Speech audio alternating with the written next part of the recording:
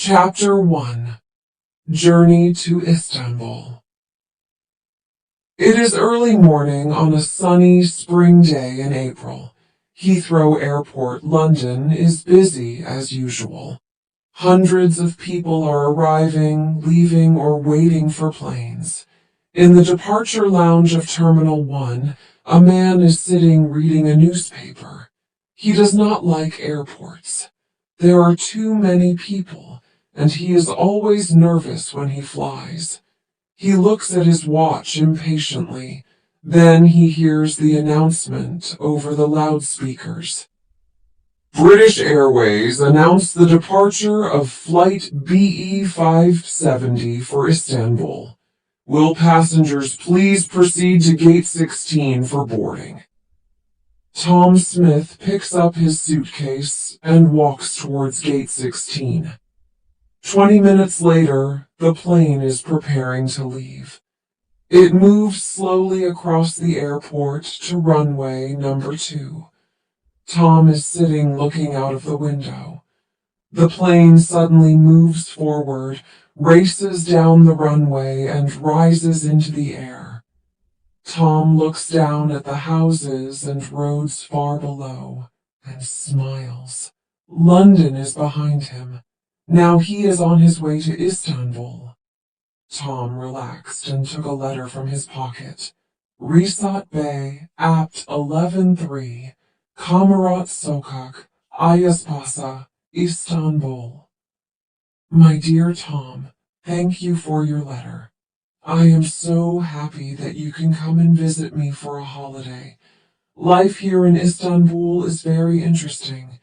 I am enjoying my work, but I miss you very much. It will be wonderful to see you again.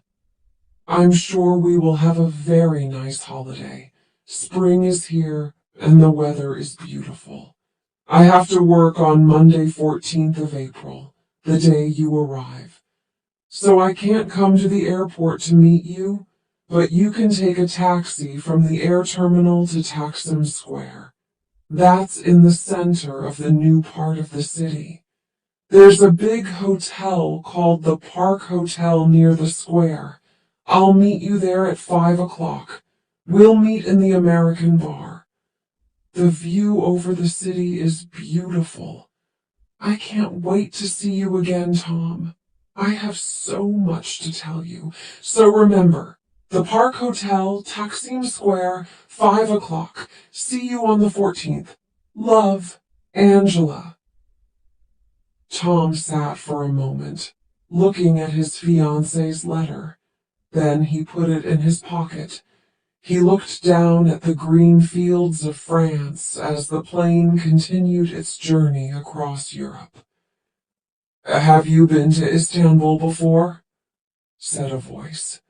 It was the young man in the next seat. No, I haven't, said Tom. Have you? The man smiled. My home is in Istanbul. I'm studying in London at the moment. I'm going home for a holiday. Really? Said Tom. Where are you studying? At London University. The two men sat talking as the stewardesses began serving lunch. The young man told Tom his name was Kamal. His parents had a shop in Istanbul. Are you meeting someone in Istanbul? Kamal asked. My fiancée, said Tom. She's working in Istanbul. That's interesting. How long has she been there? She went to Istanbul 2 months ago. She works for a small company which is starting to export to England. She's making all the arrangements. Exporting always seems so difficult, said Kamal. It seems difficult, Tom agreed. But that's Angela's job. She's an expert in importing and exporting. Her father has an import-export agency in London, and she has worked for him for some years. She's almost completed her work in Istanbul now. The company has already started to send goods to England. She'll be coming back to London soon. What kind of goods do they export? Asked Kamal. All kind of things. Brass ornaments, coffee pots, trays, leather and onyx articles. Angela's father thinks these goods will sell very well in England. That's interesting, said Kamal. My parents sell things like that in their shop in Istanbul. The two men went on talking as the plane flew over Italy and Greece towards Turkey. Soon they were descending to Yeşilköy Airport, Istanbul. When the plane stopped, Kamal stood up. I hope you enjoy your stay in Istanbul, he said. Here's my telephone number. If you need anything, phone me. I live in Sicily. It's not far from the center of the city. Thanks, Kamal. That's very kind of you. Not at all, replied Kamal. Nice to meet you. And now, goodbye. Tom went through customs and immigration and walked towards the airport exit. Chapter 2. The American Bar. A bus for the city air terminal was waiting outside the airport. Tom got in and sat down beside the window. Other passengers got on, and the bus left the airport and drove towards Istanbul. Soon they were driving past the houses and apartment blocks near the city. Then they passed the old city walls. Tom felt excited and looked at everything. He saw beautiful old mosques and street markets. The bus was now approaching the center of old Istanbul. It stopped at some traffic lights. A car stopped beside the bus. The door opened and a woman got out. Two men were with her. Suddenly, Tom jumped to his feet. It was Angela. Angela! Tom shouted. Angela! Here! It's me! Tom! He knocked on the bus window. Suddenly, the traffic lights changed and the bus moved forward. Tom ran to the back of the bus. Angela and the two men were going into a building. Angela! He shouted. And he stopped. It was too late. The bus was moving quickly down a wide street. The passengers were looking at Tom, and he suddenly felt foolish. He walked back to his seat and sat down. What a surprise, he thought to himself. I must tell her when I see her this evening. Then the bus crossed Ataturk Bridge, and Tom looked at the boats on the Golden Horn. Again, he felt excited.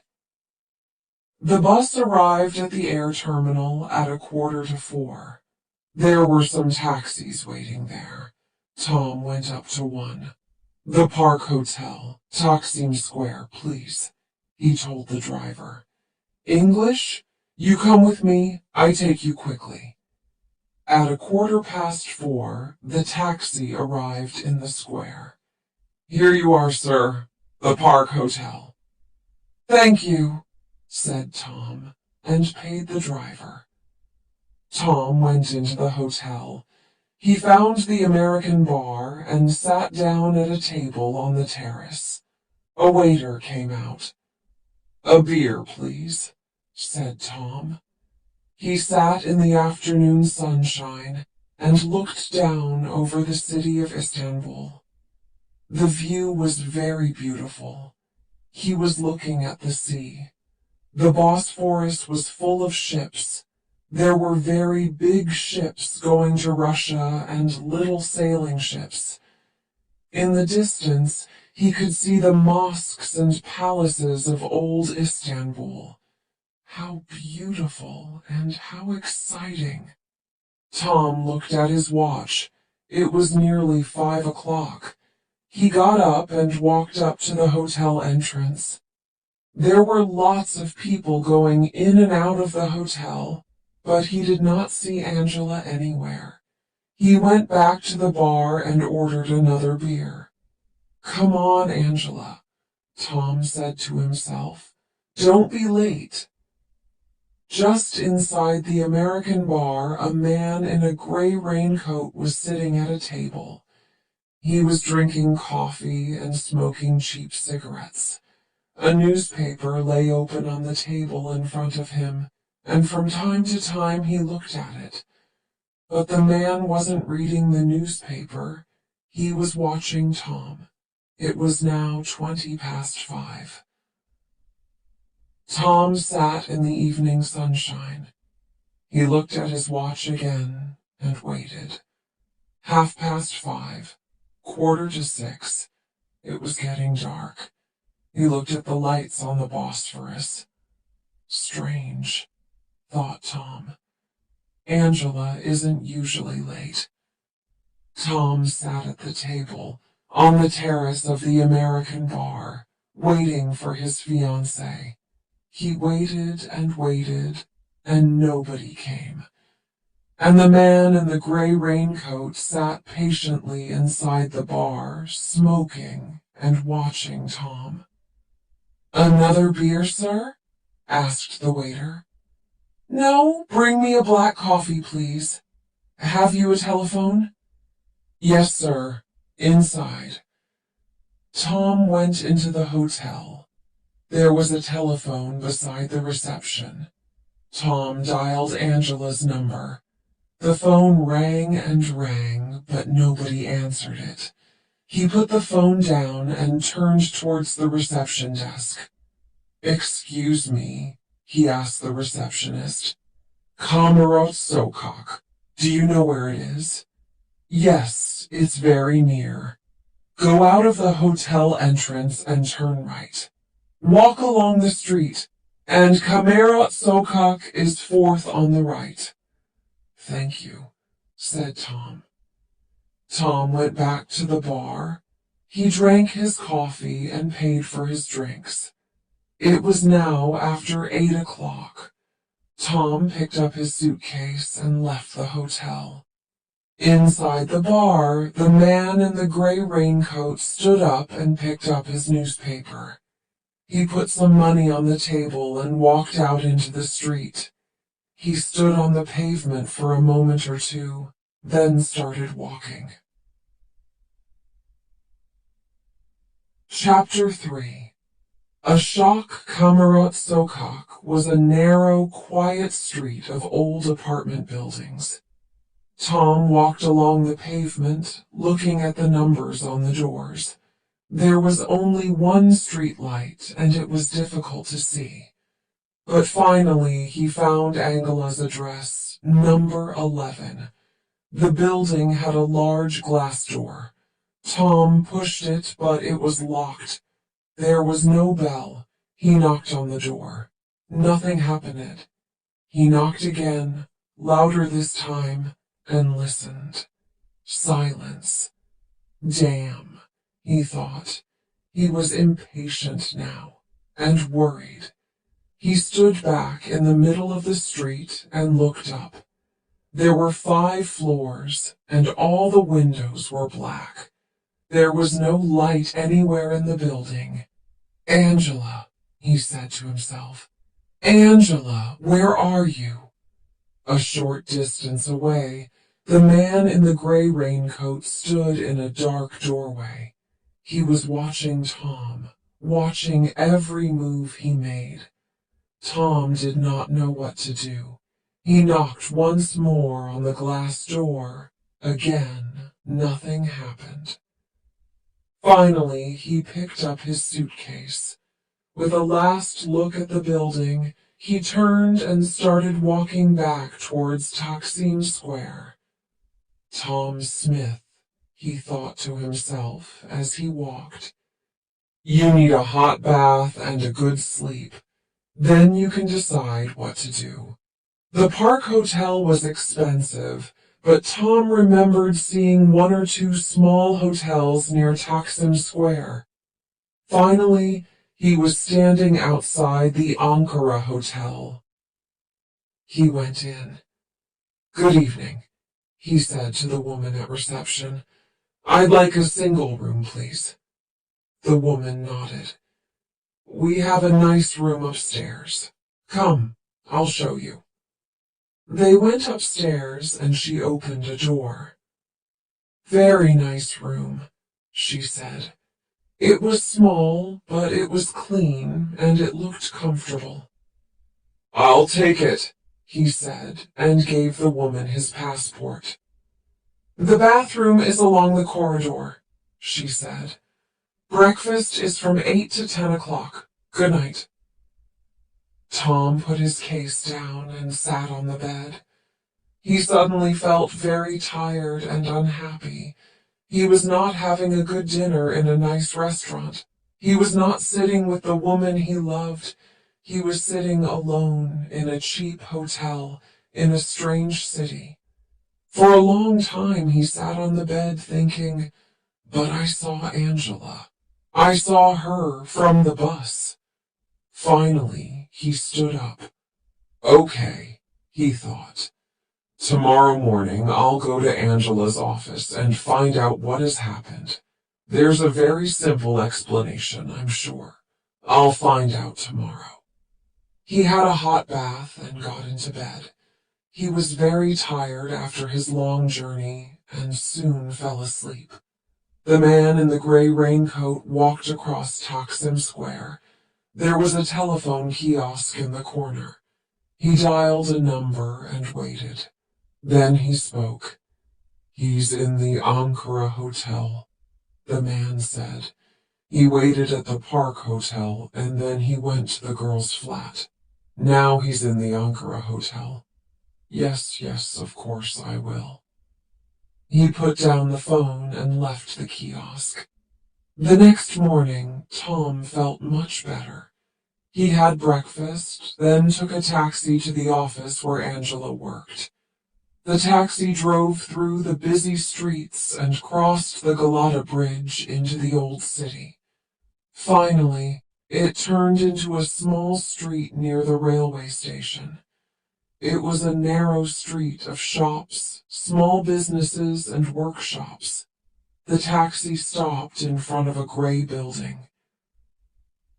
"F. Karamian and Co. Export-Import Agency," said the sign above the door. Tom pushed open the door and went in. A secretary was typing at the reception desk. She looked up as Tom came in. "Good morning," she smiled. "Good morning," said Tom. "My name's Tom Smith. I'm looking for Angela Thompson. She's my fiancée. I arrived in Istanbul last night and waited for her, but she didn't—" The secretary was staring at him. She stood up. "Wait a moment, please, Mr. Smith." She hurried over to a door marked Office and went inside. Tom could hear her talking to someone. The door opened and a man came out. He looked very serious. "Mr. Smith, my name's DEA. Please come in." Tom went into the office. "Please sit down, Mr. Smith," said DEA. "Look, I don't know how to tell you this, Mr. Smith. I have some very bad news for you. I'm very sorry indeed, but Miss Thompson, your fiancée, is dead." Chapter 4. "I saw her." "Drink this, Mr. Smith," said Mr. DEA. He handed Tom a glass of strong brandy. Tom sat, shocked, white-faced, unable to speak. He drank the brandy slowly. How did it happen?" he asked. "A car accident. Miss Thompson was driving along a dangerous road. No one knows what happened. Her car went off the road and fell down the hillside." "Yesterday evening?" Tom asked. "I beg your pardon?" "The accident. It happened yesterday evening?" DEA looked at him. "Mr. Smith, the accident happened a week ago. Last Sunday, to be exact. She had been away to Bursa for the weekend and... But that's impossible, said Tom. I saw Angela yesterday. Yesterday? Yes, I was on the airport bus coming into Istanbul. I saw her in the street. I'm terribly sorry, Mr. Smith, but you're making a mistake. No, I tell you I saw her. Mr. Smith, Deania said patiently, Istanbul is a big city. There must be hundreds of women here who look like your fiancé. Tom said nothing. The British consulate were very helpful, continued Mr. Deania. They made all the arrangements for the funeral. It was on Wednesday. Have her parents been told about this? Tom asked. That is a problem, I'm afraid. Her parents are on holiday in France. The British and French police are trying to contact them. So they don't know yet, said Tom quietly. No, they don't, I'm afraid. There was a long silence. Can I have another brandy, please? Asked Tom. Of course. Tom tried hard to think clearly. I thought I saw her yesterday, he said softly. I understand, Mr. Smith. It's a great shock, a terrible tragedy for you, for all of us. After a pause, Deania asked, What will you do now, Mr. Smith? Is there anything I can do to help? I'm not sure, said Tom. I need some time to think. I don't know what to do. Do you know anyone in Istanbul? Suddenly Tom remembered Kamal. Yes, I have friends, don't worry. Look, Mr. Deania, I can't decide anything now. I think I'll stay in Istanbul for a day or two. I'd like to visit the consulate and maybe the police. Mr. Deania opened a drawer in his desk and took out a card.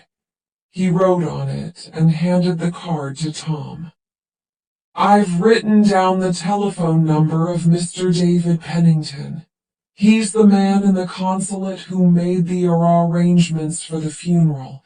The other number is my office telephone number. Contact me if you need anything. I'm here during the day. Tom stood up. I must go now, he said. Thank you. You've been most kind. Mr. Deania walked with him to the door. Well, Mr. Smith, once again, I'm terribly sorry. You know, I was so sure I saw her. So sure, Tom said. I understand, replied Deania. It's a terrible shock. The two men shook hands. Remember, come here any time if you need anything, said Mr. Deania. Goodbye now. Goodbye, said Tom, and walked out into the street. Mr. Deania turned and walked back into his office. He closed the door carefully and sat down at his desk.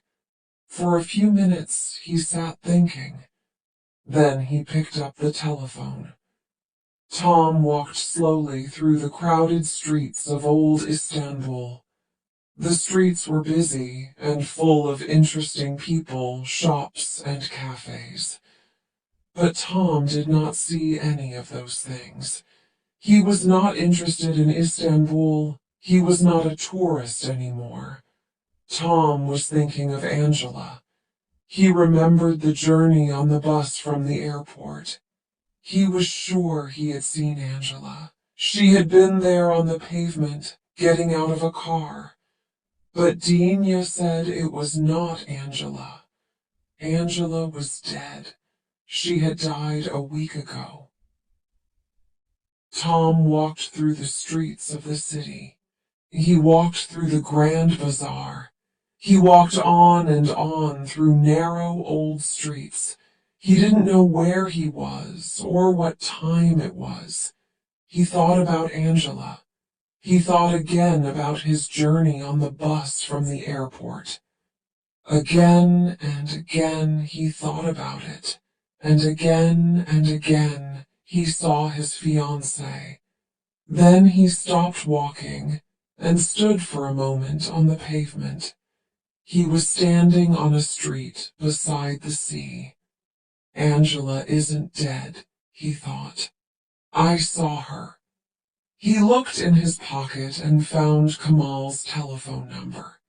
He walked quickly across the street to a cafe. He went inside to the telephone. Hello, Kamal. Hello, it's me, Tom. Remember? Yes, fine, thanks. Listen, remember you said I could phone you if I needed anything? Well, something has happened. Can we meet somewhere? Chapter 5. A Disappointing Day.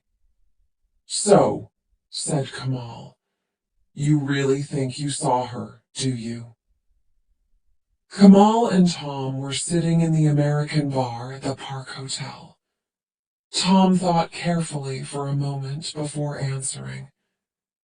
Yes, he said slowly. Yes, I do. You probably think I imagined it. I understand that. But I'm convinced I saw her. That's all. Kamal nodded. I can't stop thinking about yesterday, Tom continued. I close my eyes and I can see Angela there on the pavement. I can't forget that. Listen, Tom, said Kamal. We only met yesterday, but already we're friends. You're in my country, you're my friend, and you need help. If you think you saw Angela, that's enough for me. I believe you. Now we have to decide what to do. There are two things I want to do as soon as possible, said Tom. I want to go to the street where I saw Angela. Then I want to go to the British Consulate. I have an appointment for this afternoon. Okay, said Kamal. The street where you saw Angela. Do you think you can remember where it is? No problem, said Tom. We can drive along the same route as the airport bus. I'm sure I'll remember it. And what do you think you will find there? I'm not sure, but she was going into a building with two men. At least we can find the building. Maybe that will tell us something. Okay, said Kamal. My car's outside. Let's go. Tom and Kamal were driving through the city. It was a wide street, said Tom. We came to a roundabout after the traffic lights. We turned left and then we passed an old aqueduct. Aksaray, said Kamal. It's near here. Kamal drove over Ataturk Bridge. After a few minutes, they saw the old aqueduct. Then they came to a large roundabout and turned right. This is it, said Tom. It's somewhere near here. They were approaching some traffic lights. Tom looked out of the window at the buildings on the left. No, he said. Not here. They drove on to the next traffic lights. This is it, said Tom. This is the place. Kamal stopped the car. You get out. I'll find a parking place. Tom got out and looked around him. He was in a wide street of shops and offices, a newspaper kiosk, a travel agency. He remembered them from the day before. He stood looking at the buildings opposite until Kamal arrived. Tom pointed across the street to the entrance to an office building. That's it, I think, he said. They crossed the street and looked at the nameplate beside the entrance to the office block. There were many names there, a lawyer, a dentist, a doctor, and many other offices. Tom stood looking at the names for a few moments. Well, he said finally, I'm sure she went into this building. But which office was she going to? Was she going to see a lawyer or a dentist or a doctor? How do we begin to find out? Kamal took his arm gently, and they walked slowly back to the car. Listen, Tom, he said. You're going too fast. You can't expect to find out everything immediately. Wait until you see the man at the consulate. After that, we'll think about it. Then we can decide what to do. We know she was going into that building. That's something anyway. Now look, it's lunchtime. You must be hungry. I know a good restaurant near here. You're right, said Tom. We have to be patient. Chapter 6. Visit to the Consulate. After lunch, Kamal drove Tom to the British Consulate in Mesrutayet Street. He stopped the car at the gate. Well, good luck, he said. I'll wait for you. Tom opened the car door. It's very good of you to help me like this, Kamal. Thanks very much. Not at all, said Kamal. See you later. Tom went through the consulate gates.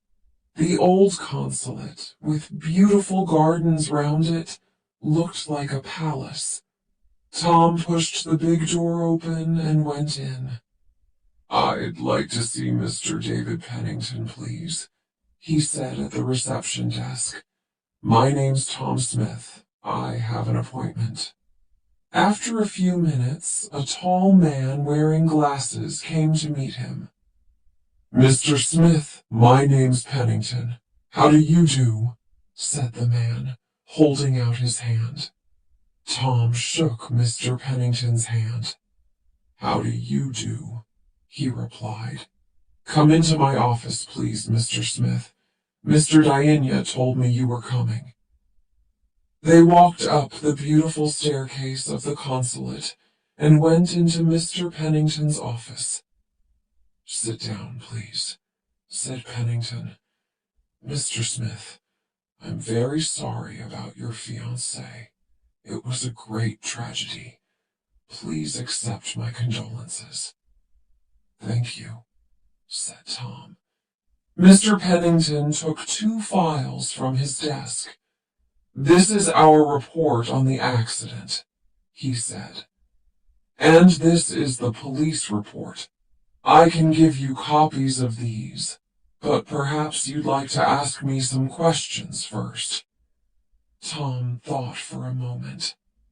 Mr. Pennington, he said, I think I saw Angela yesterday. Pennington stared at Tom. There was silence in the room.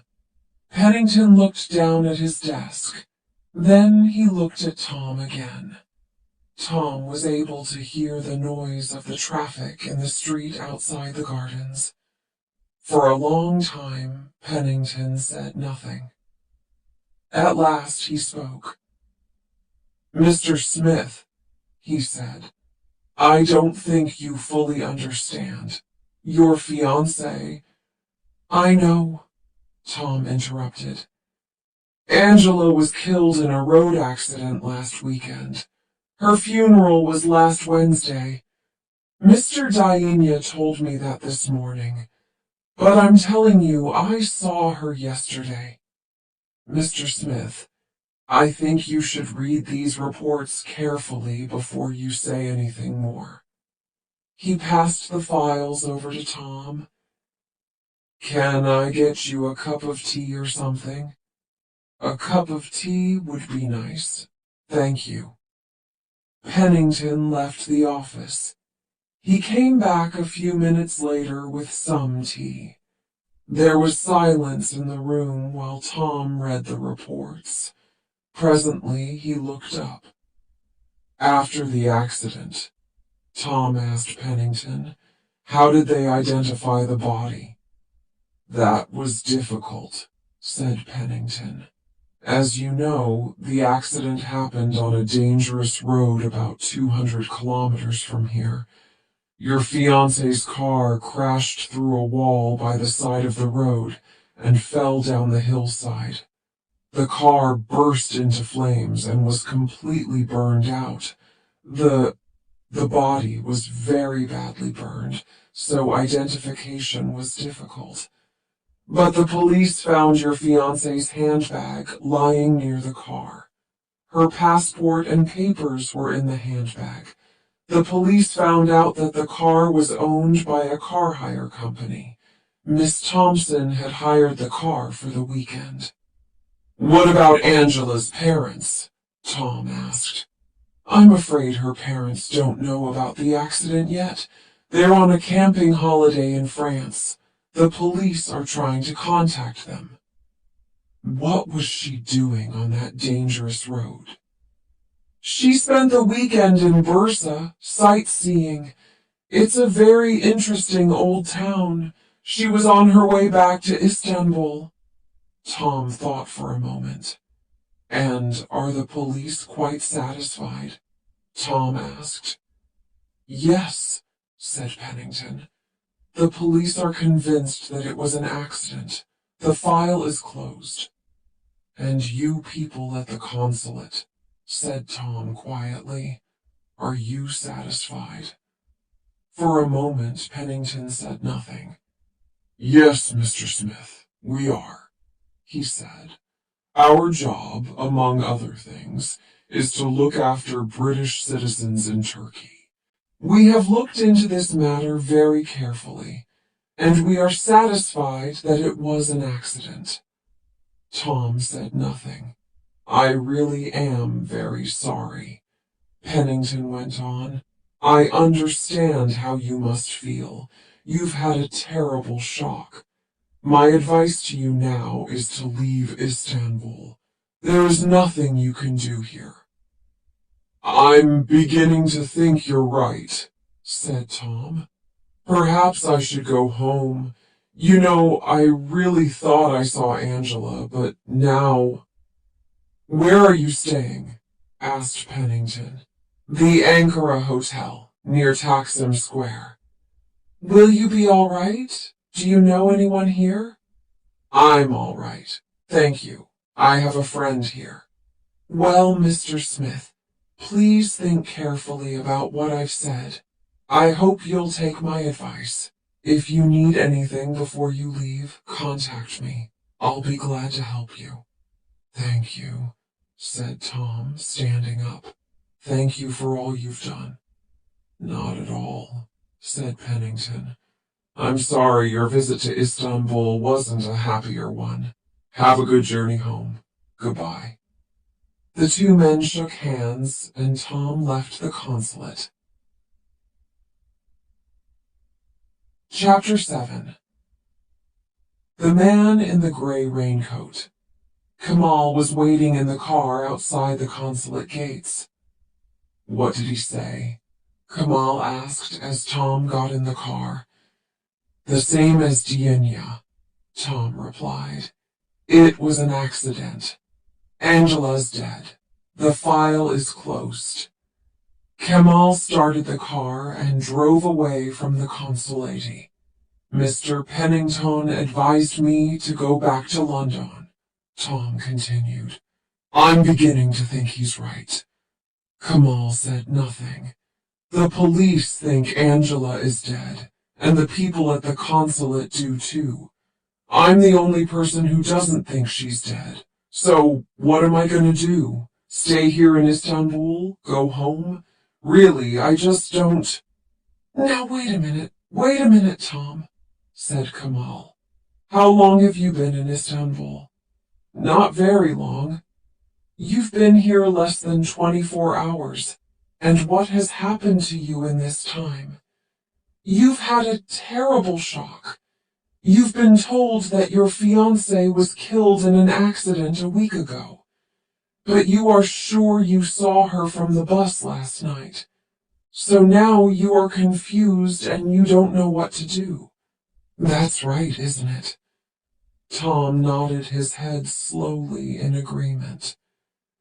Well, I'll tell you what you're going to do, Kamal went on. You're going to come with me to the Topkapi Palace. We can walk through the beautiful gardens there and think about everything carefully. Then we can decide what to do next. Tom smiled. You're right, of course. It has been a difficult day. Exactly, said Kamal. Now it's time to relax a little. They were driving down narrow streets to the Golden Horn. This is the Galata Bridge. It crosses the Golden Horn, said Kamal. Look, isn't it beautiful? They drove slowly across the bridge in the bright sunlight. It is beautiful, said Tom, looking out across the Bosphorus. Very beautiful. They continued across the bridge, turned left, and drove past the railway station. A few minutes later, they came to Santa Sofia, one of the oldest and most beautiful buildings in Istanbul. It was once a church, then a mosque, and now it is a museum. We'll leave the car here, said Kamal. First, I'm going to show you the Palace of Topkapi. They got out of the car in a large park. They were standing in front of the first gate of the palace. The sultans of Turkey used to live in Topkapi Palace, Kamal explained. Kamal and Tom bought an entrance ticket. They walked through the gate into the gardens of the palace. This is the first courtyard of the palace, went on Kamal. Over there are the royal kitchens, and over there the harem. That's part of the palace where the women lived. They were walking down a wide path. Kamal looked round, and then he took Tom by the arm. Walk a little faster, he said quietly. Tom saw that there was a strange look on Kamal's face. Is anything wrong? He asked. Keep walking, said Kamal, and don't look back. They walked across the courtyard towards the second gate of the palace. Kamal, what's wrong? Said Tom quickly. Someone is following us, answered Kamal. Someone following us? Said Tom. What do you mean? There's a man in a gray raincoat walking behind us. I saw him when we came into the palace. I wasn't sure at first, but I'm sure now. They walked on and then ran through the second gateway. Kamal looked back. The man was still following them. This way, quickly. Kamal led Tom to the entrance of the treasury. Inside, it was very crowded, and it was also dark after the bright sunshine. We're going to separate now, said Kamal. The man won't be able to follow both of us. You take a taxi back to your hotel. Have you got some money? Yes, said Tom. Right, I'll phone you this evening. What are you going to do? Asked Tom. I'm going back to my car. Be careful, said Tom. You too, said Kamal. See you later. Chapter 8. A Surprise Phone Call. It was 7 o'clock when Tom arrived in Taksim Square. He got out of the taxi and walked towards his hotel. He felt nervous. Was someone watching him? Was someone sitting in a car watching his hotel? He hurried inside. Good evening, said the woman at reception. Good evening, said Tom. He took his room key and went upstairs. He locked his door, took off his shoes, and lay down on the bed. He felt tired, but nervous and excited at the same time. For a long time he lay on the bed, listening to the noises in the street outside and thinking about one person, Angela. The phone rang. It rang loudly, and Tom jumped nervously. Kamal, he thought, and picked up the receiver. Yes? This is reception, Mr. Smith. I have a call for you. Thank you, said Tom. Hello? Is that Tom Smith? It was a woman's voice. Yes, who is that? Tom asked. His heart was beating fast. You don't know me, Mr. Smith, but I'm a friend of Angela's. I have something to tell you. Can we meet somewhere? Who are you? My name's Julie. As I said, I'm a friend of Angela's. Listen, I don't want to talk on the phone. Can we meet somewhere? Yes, sure, said Tom, thinking quickly. Do you know the American bar at the Park Hotel? I know it. I'll be there in 20 minutes. There was a click, and then there was silence. Tom put the phone down and jumped to his feet. I must tell Kamal, he said to himself. He picked up the phone. Reception, can I have Istanbul 368245? Tom waited impatiently. Sorry, sir, there's no answer, said the woman at reception. Okay, I'll try later. Tom put the phone down and left the room. There were only a few people in the American bar when Tom went in. He sat down at a table by a window. From there he could see everyone who came through the door. Tom sat drinking a beer and watching the door. Who was Julie? What did she want? Tom would soon find out. A girl came in a few minutes later. She had long blonde hair and was wearing jeans. The girl looked round the bar, then walked over to Tom's table. Hi, she said. I'm Julie. Hello, he said. I'm Tom. Please sit down. She sat down. The waiter came over. Would you like a drink? Said Tom. A coffee, please, she said. The waiter nodded and left. So you're Tom, Julie said. You look just like your photograph. Angela showed me a picture of you. But how did you find me? Tom asked. I went to the British Consulate today, Julie explained. I spoke to Mr. Pennington. He told me the name of your hotel. I knew you were coming to Istanbul and I wanted to speak to you. She looked round nervously.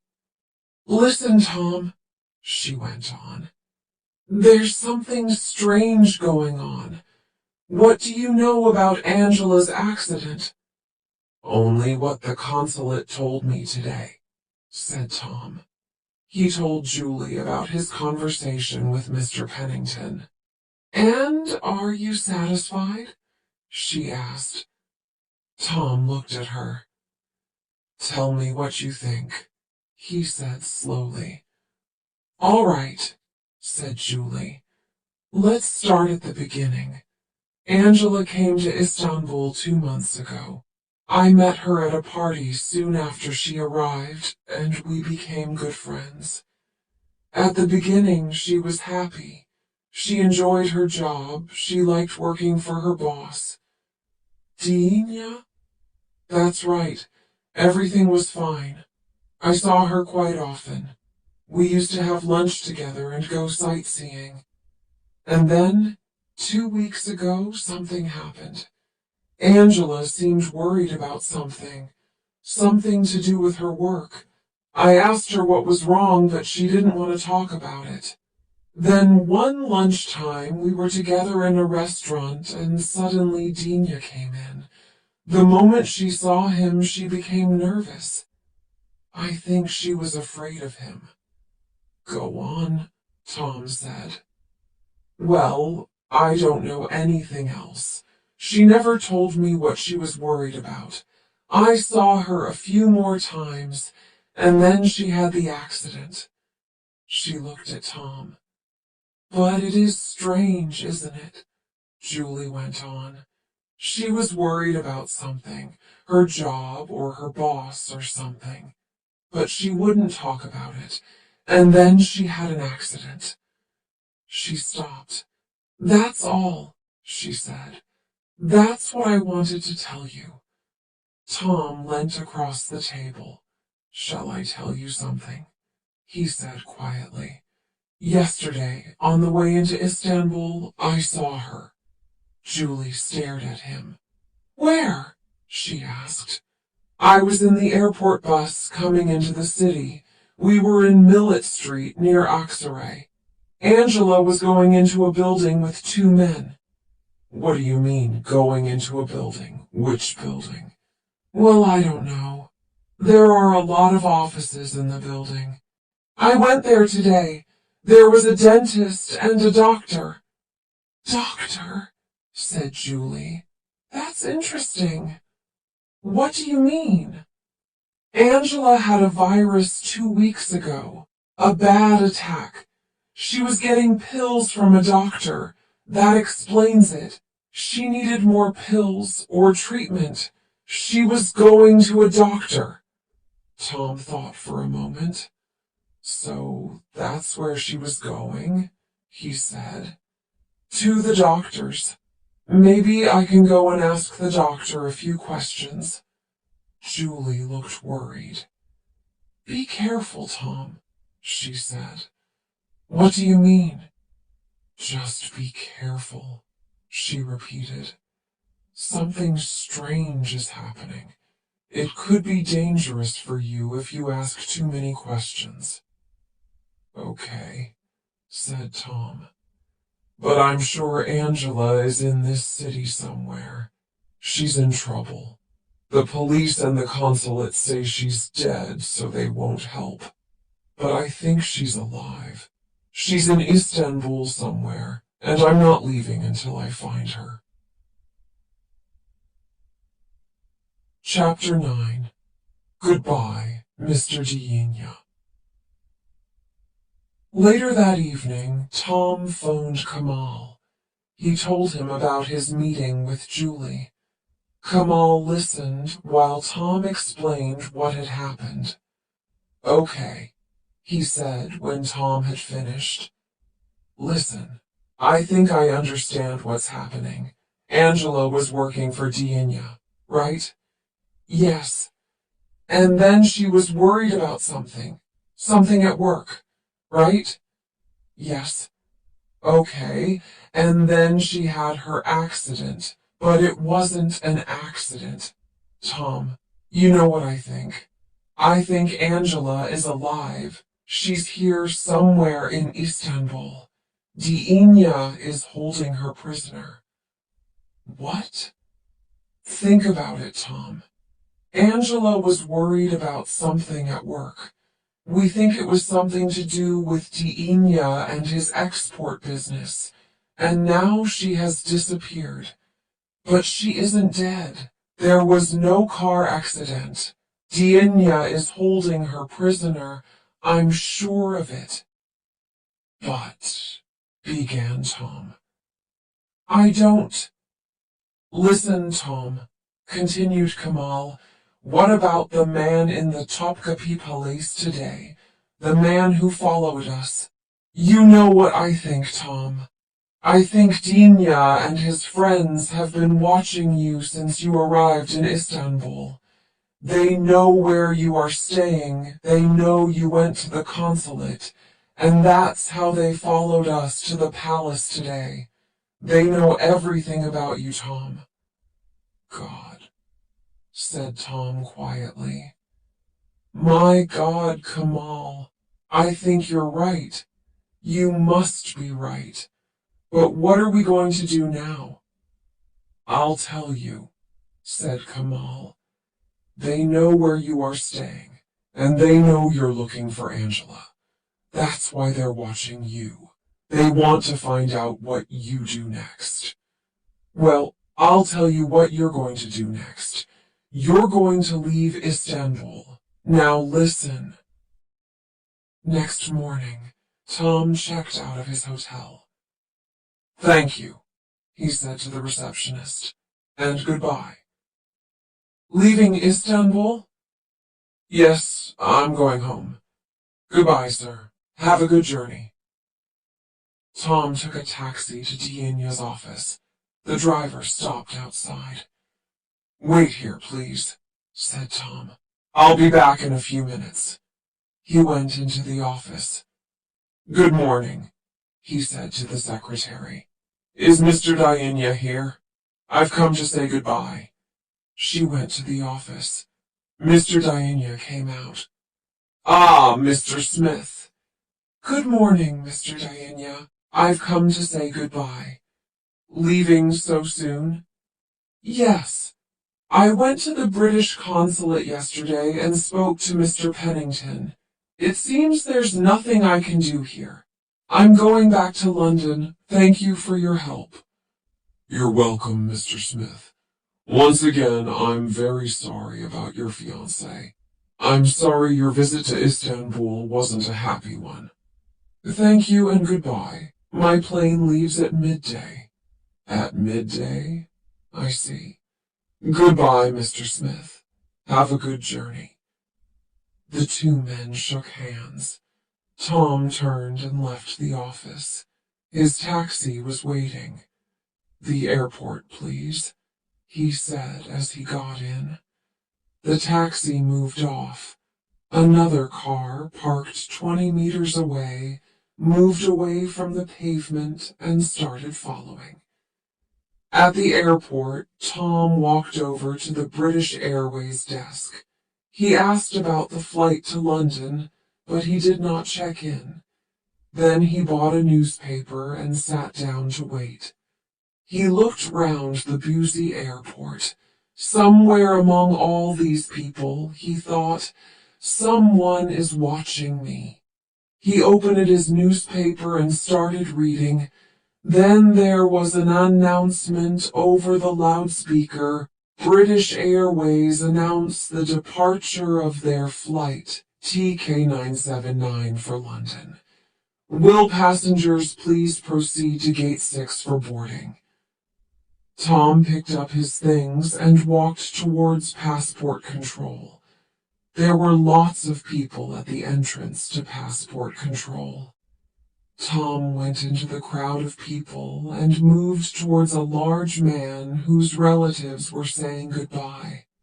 Suddenly he turned and went into the men's toilet. In the toilet, he took off his jacket and started to wash his hands and face. No one followed him into the toilet. Then there was another announcement. British Airways flight TK979 for London. This is the final announcement. Will passengers please proceed immediately to Gate 6? This gate is now closing. Tom heard the announcement but didn't move. He looked at his watch and smiled to himself. The man in the gray raincoat walked over to the telephone kiosks and dialed a number. Hello? I saw him leave. Yes, he's on the plane. The man put the phone down and walked away towards the exit. Half an hour later, Tom was in a taxi on his way to Kemal's flat in Sicily. Kemal opened the door. Hello, Tom. He smiled. Everything okay? No problem, smiled Tom. I went into the crowd at passport control. Then I hid in the toilet at the last minute. Well done. Dina and his friends will think you have gone back to London. Now you can stay here in my flat, and we can start looking for Angela. And we know where to start, don't we? Yes, Dina's office, replied Kemal. Chapter 10. An Important Discovery.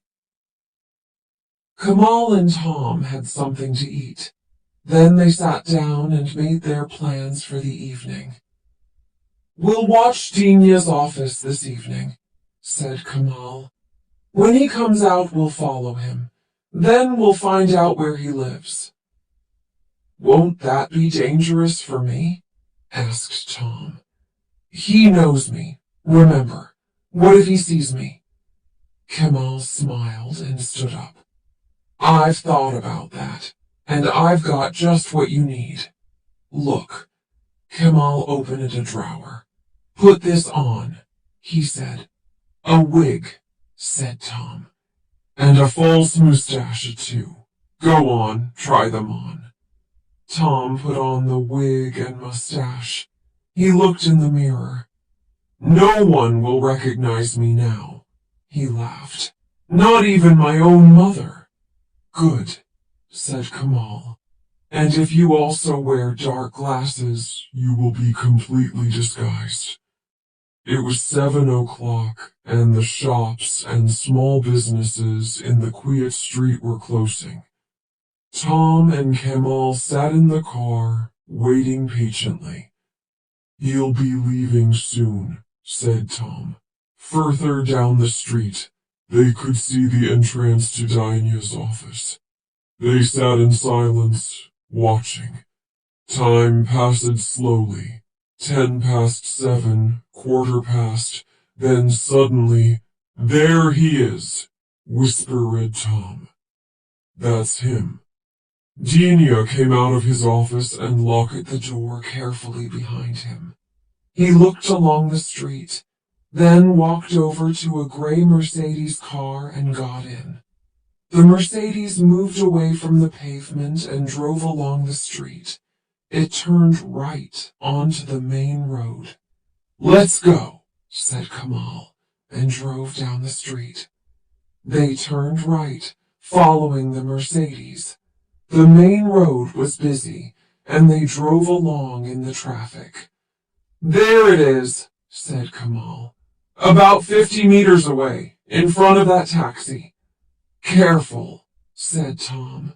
"Don't drive too close. Stay behind the taxi." They drove along the main road, watching the Mercedes. "He's turning left." "Okay." Tom and Kamal followed. They were now driving along the wide street beside the sea. For 20 minutes they drove towards the suburbs of the city. Now they were outside the city center and the traffic was moving faster. The Mercedes turned off the main road. "Slow down," said Tom. "You're too near." They slowed down until the Mercedes had turned the corner, then drove faster. When they turned the corner, the road was empty. "Damn," said Kamal and drove faster. They crossed another side street and looked quickly right and left. "Left," said Tom. "There he is." They turned and drove along a quiet street of private villas. This was the most dangerous part because there was not much traffic. If Dinia looked round now, he would see that someone was following him. "He's stopping," said Kamal, as he saw the Mercedes brake lights going on. Kamal drove slowly. The Mercedes was now 50 meters in front of them. "He's turning," said Kamal. The Mercedes turned off the street and drove through the gates of a large villa. The villa was surrounded by trees and bushes. Already the gates were closing behind it as the Mercedes drove up to the house. Tom and Kamal drove past the closed gate and continued along the street. "Well," said Tom, "that's where Dinia lives." "That's a start," said Kamal. "Come on, let's go home now." Back in Kamal's flat, they discussed what they had seen. "I think that Angela is in the villa," said Tom. Kamal agreed.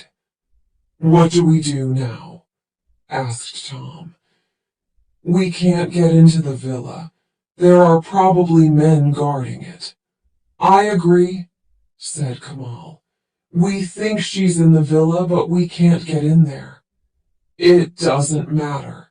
The villa isn't important, said Tom. What do you mean? Think about it, Tom replied. Remember what Julie said. Angela was worried about something at work. She worked in the office. She never went to the villa. So what we're looking for is in the office. The villa isn't important. You're right, said Kemal. He stood up and walked over to the window. Listen, you've been inside the office. What's it like? When you go in the door, Tom told him, there's the window and a small reception desk. Then there's an office and a door to Dina's private office at the back. Anything else? Tom tried to remember the inside of the office. Yes, he said. There's a door, another door at the back. Okay, said Kamal. They must have a workshop or a store through that door. That's where they'll keep all the things they export. So somehow we have to have a look inside. Kamal thought for a moment. I've got an idea, he said suddenly. Dina exports onyx ornaments to England. My parents sell things like that in their shop. So, if I had a box of ornaments and I wanted to sell them very cheaply, who would buy them from me? Tom looked at him, then smiled. Dina, he said. Exactly, smiled Kamal. Now, let's think carefully. Chapter 11, A Clever Trick. Ibrahim. Dina was alone in his private office. He was working at his desk, finishing some paperwork. He always did his paperwork alone before going home. He looked at his watch.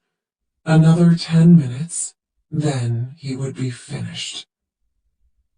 There was a knock at the door. Dina looked up from his papers. He didn't move. There was another knock, louder this time. He put the papers in his desk and locked it. Then he got up and went out into the office. He could see a man outside, standing in the doorway. We're closed, he said through the glass door. Come back tomorrow. I'm sorry, said the man. It's urgent, please. Dina was annoyed. He unlocked the door and opened it. We're closed, can't you see? I'm very sorry to bother you, said Kamal, but I was hoping to find someone here. I have a problem. You see, I need some money quickly. I must have it tomorrow morning early. It's for, well, it doesn't matter why I need the money. That's my problem. But I have some onyx ornaments to sell, and I heard you would be interested. He held out a beautiful onyx ashtray. Would you be interested in buying 50 of these? Dina took the ashtray and looked at it carefully. Kamal could see he was interested. Very good quality, said Kamal. 50, did you say? That's right. They're in the car outside. How much do you want? Dina asked. 15,000 lira for 50, said Kamal. That's too much, said Dina. I'll give you 5,000. Please, I need the money urgently, said Kamal. Then you will accept 5,000, said Dina. Kamal looked disappointed. All right, he said. You can have them for 6,000 lira. They're in a big box in the car. Could you help me carry them? They're very heavy. Dina went with him to the car. Together they carried the box into the office. This is really very kind of you, said Kamal. They are heavy.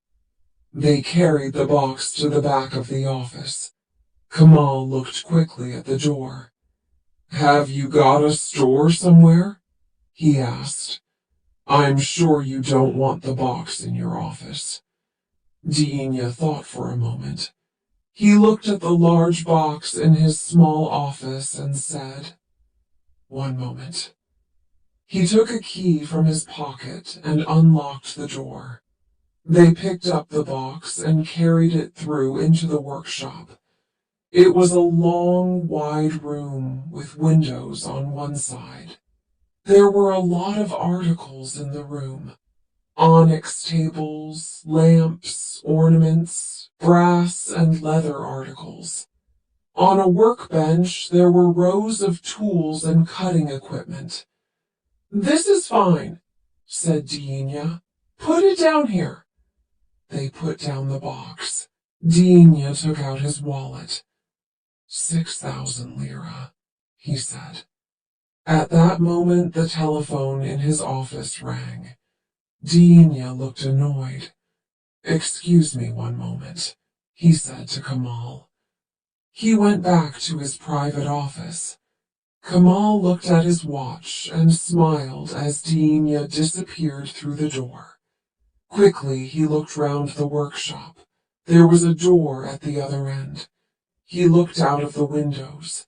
Outside, there was a small courtyard, and at one end of the courtyard, a wall, 2 meters high. On the workbench at the end of the workshop, there were several onyx table lamps. Kamal looked quickly at them. They had been cut in half with a cutting instrument. The inside had been removed. Kamal looked closely. Suddenly, Kamal heard Deenia say goodbye. He turned quickly away from the workbench. Sorry to keep you waiting, Deenia said as he came back in. Not at all, said Kamal. I can see you're a very busy man. Deenia counted out 6,000 lira. Thank you, said Kamal. I really need this money. Well, I won't take any more of your time. Deenia walked with him to the door into the street. Thanks again, said Kamal. Good night. Good night, said Deenia, and closed the door. Kamal went back to his car and drove home. Tom was waiting for him. Did it work? He asked as Kamal came into the apartment. Perfectly, smiled Kamal. My brother phoned just at the right moment when we were in the workshop. Deenia believed my story too, and he gave me a very low price for the onyx. What did you see in the workshop? Kamal looked serious. Well, not very much, I'm afraid. It's just a workshop or a store. There were lots of onyx and leather articles, brass and tools, and there were some onyx lamps being repaired, I think. But there's a courtyard outside and another building opposite. I'm sure that it belongs to Deenia. And more important, there's a wall at one end of the courtyard, which isn't too high. Meaning? Meaning that it wouldn't be too difficult to climb over it. Chapter 12. Disaster. The next morning after breakfast, Tom and Kamal sat looking at a street map of Istanbul. Look here, Kamal said. He pointed to a small street. Deenia's shop is in this street. Now, look at the street behind his shop. We'll have to find a way into the courtyard from that side. Do you know that part of the city? Asked Tom. Not very well. As far as I remember, there are only offices, warehouses, and workshops there. At night it will be quiet, but we'll have to be very careful. Okay, we'll do it tonight, said Tom. They left Kamal's flat in Sisley at 10 o'clock and drove across the city to Deenia's shop. They parked the car 2 blocks from the workshop. There were not many streetlights there, and it was dark. "Come on," said Kamal. "We must walk from here." They walked along the dark streets.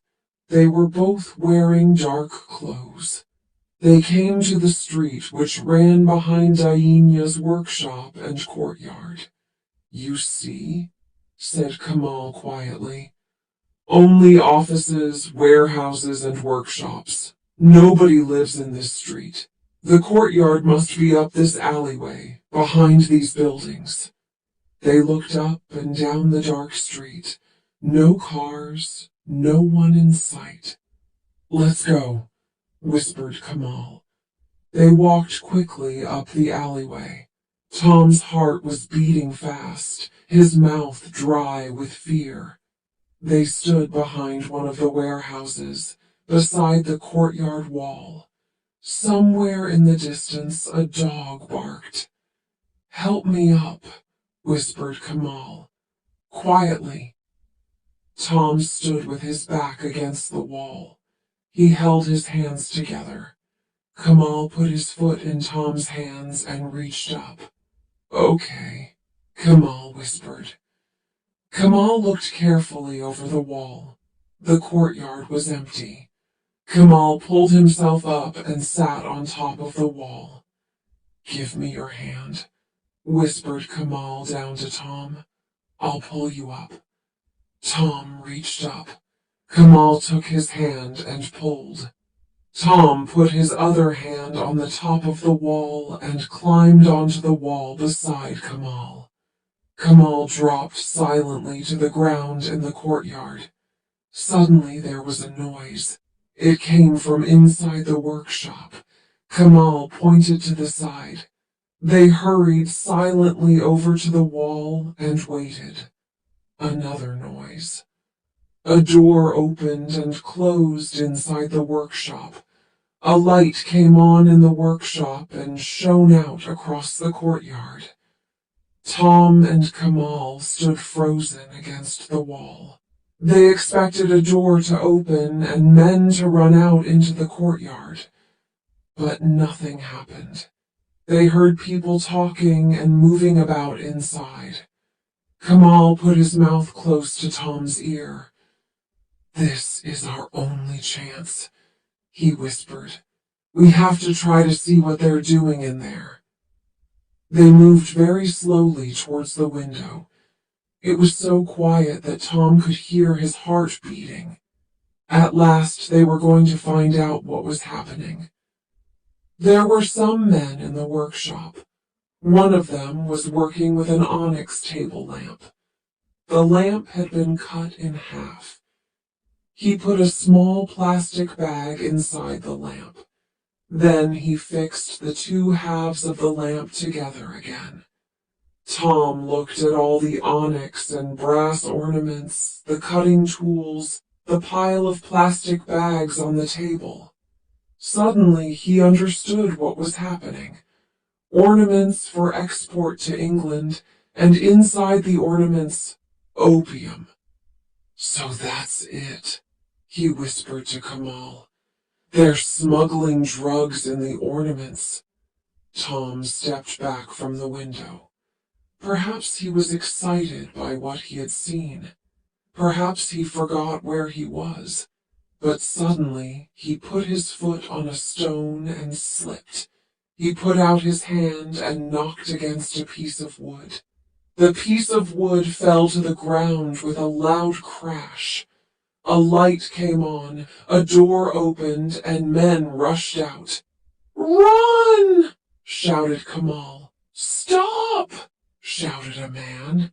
"Catch them!" Seconds later, Tom and Kamal were at the wall. They jumped, but Tom was too slow. One of the men caught his legs and pulled him to the ground. Kamal turned to help Tom. Then it was too late. The other men jumped up and pulled him back into the courtyard. A few seconds later, it was all over. Tom and Kamal were prisoners. Chapter 13. Journey into Danger. "This way! Hurry up!" said one of the men, pushing Tom and Kamal towards the door of the workshop. "Get inside," said the man. Tom and Kamal stepped inside and stopped, shocked. Deania was standing in the workshop. He had a gun in his hand. For a few seconds he stared at them silently. "Well, well," he said slowly. "Our friend, the Englishman. Very clever. Oh yes, very clever. And you." His face was red with anger as he looked at Kamal. He stepped forward and hit Kamal in the face. Tom moved forward. "Don't move or I'll kill you now," said Deania. The gun was pointing at Tom. "Get over there!" Tom and Kamal stood beside the workbench. Deania looked at them both for a long moment. "So," he said finally, "you have seen all this." He pointed to the plastic bags and the onyx ornaments. "Very clever of you. We should have killed the English girl before. Then this would never have happened." "Where is she?" asked Tom. "Where is Angela?" "Oh, don't worry about her. She's okay. Let's say she is a guest at my villa. You'll be able to speak to her very soon. I'm sure you'll have a lot to talk about before you all die." He laughed, a cold, cruel laugh. "Okay, let's go," said Deania to his men. "We're taking these two with us." The men pushed Tom and Kamal out of the workshop and through the shop to the door. The Mercedes stood in the street. "Get inside," said Deania. Tom looked up and down the street, but there was no one there to help them. "Don't try anything foolish, Englishman. You can't escape. Get in." Tom and Kamal sat in the back of the car, with a man on each side of them. The others got in the front. They drove away from the shop, turned onto the main road, and drove across the city towards the suburbs. "Take a look," said Deania, smiling. "Istanbul by night. So many people, so much life. Take your last look at it, you foolish young men. It's the last time you'll see it." "What?"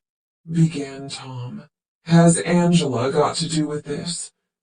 "We needed her at the beginning," replied Deania. "She was very useful. She helped us to arrange the export of the things to England. She didn't know anything about our other business. But one day she left something in the office and came back for it in the evening. Most unfortunate for her. She saw what we were doing. After that, I could not let her go." "Where is she?" asked Tom urgently. "Ah, I'm not a cruel man," replied Deania. "I did not kill her. I have kept her in my villa." "That's because you didn't know what to do," said Tom. "Exactly. But we have no choice now.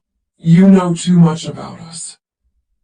"What about the drugs when they arrive in Europe?" asked Tom. "That's easy," replied Deania. "We have friends in England. The goods are delivered to dealers in England, and our friends buy them. Your fiancé helped us a lot.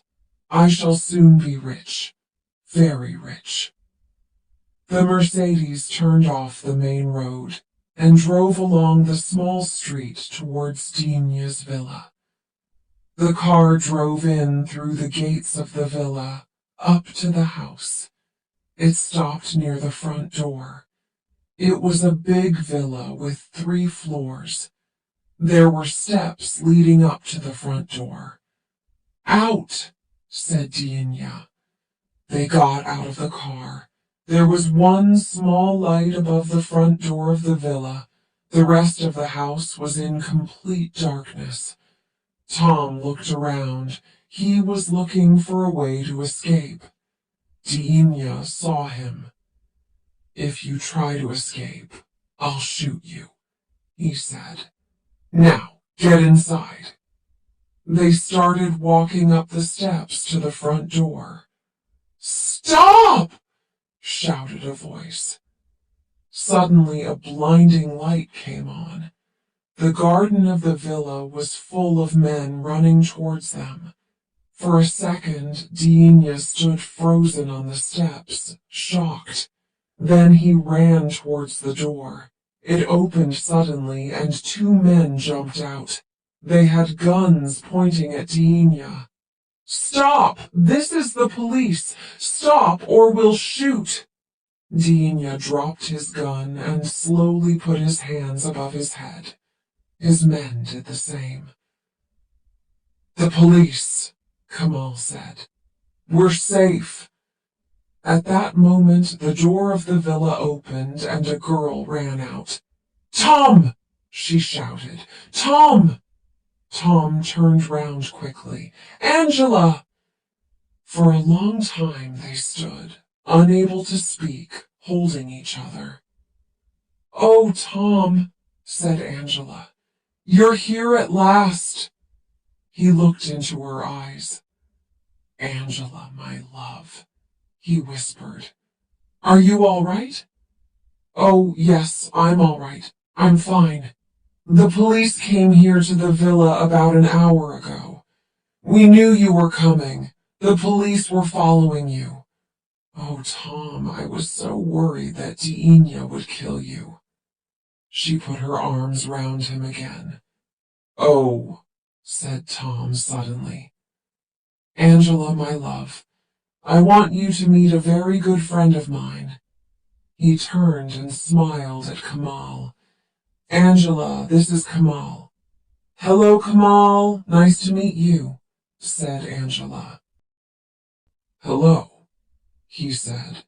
"I've never met you before, but I feel I know you very well." They laughed.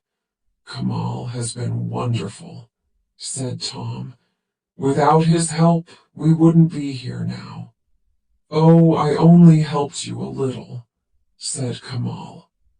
"A little," said Tom. They watched as Dianya and his men were taken to a police car. "How did the police know what was happening?" asked Tom. At that moment, a car drove up to the villa. A man got out of the car and walked towards them. He smiled. "Hello, Mr. Smith," he said. "We meet again." "Mr. Pennington," smiled Tom. Chapter 14. Time for a Holiday. Later that night, Tom, Kamal, and Angela were relaxing. They were sitting in Mr. Pennington's flat in the Consulate building. David Pennington was telling them what had happened. "Julie came to see me here at the Consulate," he explained. "She told me about her conversation with Tom. Then I was convinced that Tom's story was true. I contacted the Turkish police again. After that, I tried to contact you, Tom, but you had left your hotel. We thought you'd gone back to England." "No," smiled Tom. He looked at Angela. "I had some urgent business here in Istanbul." They all laughed. "How did they treat you in the villa?" asked Tom. "They treated me very well," replied Angela. "When my virus was very bad, they took me to the doctor. But I was terribly worried on the Monday you were arriving in Istanbul. Dianya knew you were coming because I had told him earlier. And I knew he was going to send someone to follow you. I was terribly worried." "They made a big mistake when they took you to the doctor," said Tom. "If I had not seen you from the bus—" "Don't," said Angela. Don't even think about it. What about the car accident? Said Kamal. How did they arrange that? I wonder whose body was in the burnt-out car. There was silence while they thought about that. The police will have to find that out, said Pennington finally. It was a very clever plan of DEA's, said Tom. Very clever. Yes, agreed Pennington. And drug smugglers like Diana can make millions of pounds.